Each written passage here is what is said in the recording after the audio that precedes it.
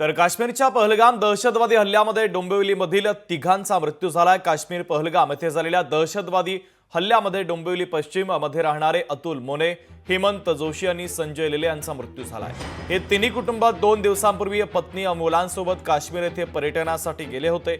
मात्र दहशतवादी हल्ल्यामध्ये हेमंत जोशी, संजय लेले, अतुल मोने या तिघांचा मृत्यू झालाय।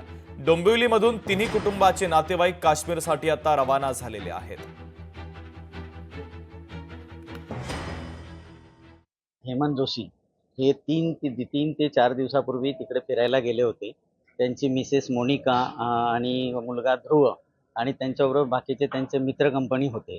तर तिकडे फिरायला गेले एवढं मला माहीत होतं। बाकी नंतर आज हे कळालं की तिथे समथिंग काहीतरी झालं म्हणून असं। आमच्या मध्यंतरी मीटिंग होती एजीएम, तेव्हा त्यांनी आम्हाला सांगितलेलं होतं की आता आम्ही काश्मीरला फिरायला वर जाणार आहे। तारीख वगैरे काय तेव्हा हे सांगितलेलं नव्हतं मी, पण सर्व फॅमिली जाणार होती असं सांगितलेलं।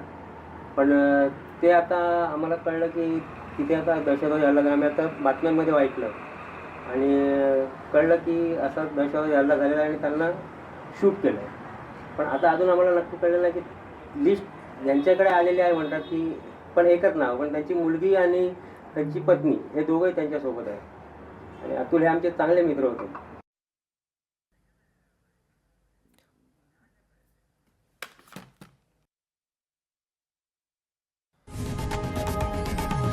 लोकशाही मराठी ऐका, पहा, जागरूक रहा।